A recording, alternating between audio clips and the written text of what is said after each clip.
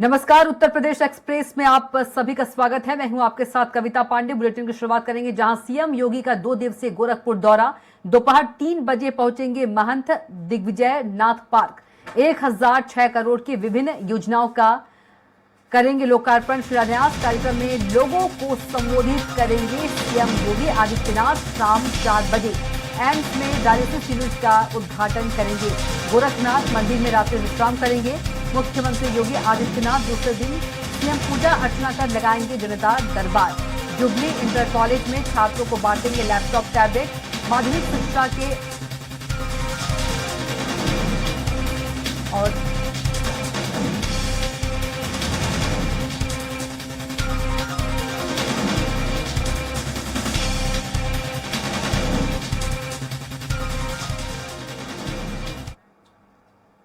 और सीधे चलेंगे जहां सीएम योगी आदित्यनाथ संबोधित कर रहे हैं।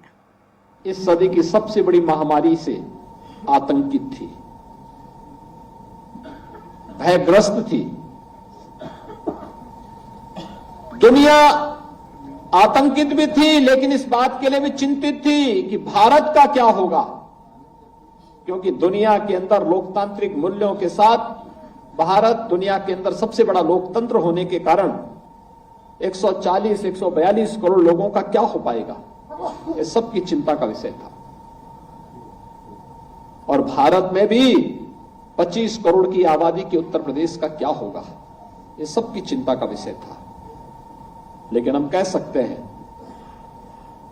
कोरोना जैसी इस सदी की सबसे बड़ी महामारी में प्रधानमंत्री मोदी जी के यशस्वी नेतृत्व में फ्री में टेस्ट, फ्री में उपचार, फ्री में वैक्सीन और फ्री में राशन भी हर व्यक्ति को उपलब्ध कराया गया।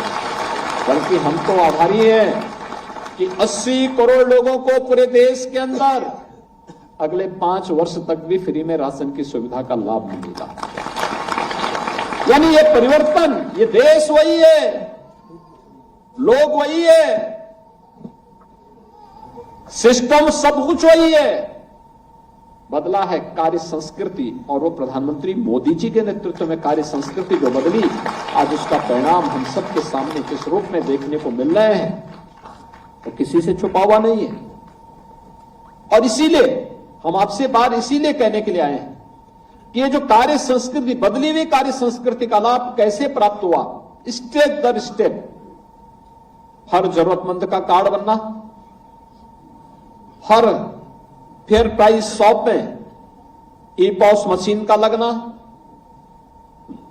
हर फेयर प्राइस शॉप को यहां पे शासन के साथ जुड़ी हुई व्यवस्था के साथ एक स्क्रीन के साथ जोड़ देना, और फिर यही नहीं, वहां पे भी सिंगल डोर स्टेप के माध्यम से एक ही बार में एफसीआई गोदाम से सीधे राशन कोटे की दुकान में राशन जाएगा।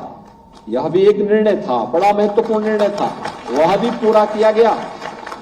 और अब मॉडल शॉप, ये मॉडल शॉप केवल मॉडल शॉप नहीं है, अन्नपूर्णा भवन जो है ना, यहां पे राशन वितरण करने की व्यवस्था हो सकता है कि कभी कोटेदार अपनी मजबूरी के कारण छोड़ना चाहेगा, तो लोगों को भटकना नहीं पड़ेगा, दुकान वही रहेगी, भले ही व्यक्ति बदलेगा। व्यक्ति से समूह को जा सकता है, समूह से व्यक्ति को आ सकता है, लेकिन दुकान एक ही जगह में बनी रहेगी। एक लाभ ये होगा। दूसरा, राशन वितरण के साथ साथ व्यक्ति जब आएगा तो उस राशन की दुकान में अन्य सामान भी लोगों को मिल जाएंगे। किसी को दवा लेनी हो, जेनरिक दवा लेनी हो, किसी को घर की अन्य आवश्यकता के लिए भी खरीदारी करनी हो, सस्ते में वह सामान भी वहां पे आप लोग बेच पाएंगे, इसकी सुविधा भी रहेगी। तीसरा, राशन जो आएगा उसके लिए स्टोर भी रहेगा, गोदाम भी रहेगा उसके साथ ही जुड़ा हुआ, जिसमें लोग सुरक्षित रख भी पाएंगे। ऐसा नहीं, पहले होता क्या था, राशन की दुकान एक जगह और स्टोर कहीं और जगह, तो उसमें भी घालमेल होता था। यह भी बंद।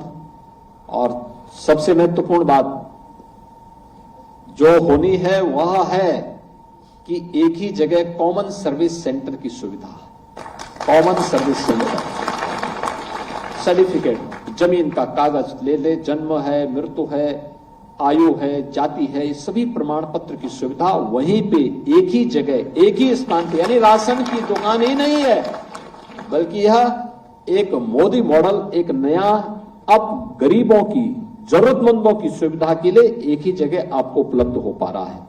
इतनी ढेर सारी सुविधाएं मिल रही हैं और आज 1100 दुकानें हो रही हैं। आप देखना बहुत शीघ्र इसको हम सभी 80,000 दुकानों तक पहुंचाने का काम करेंगे।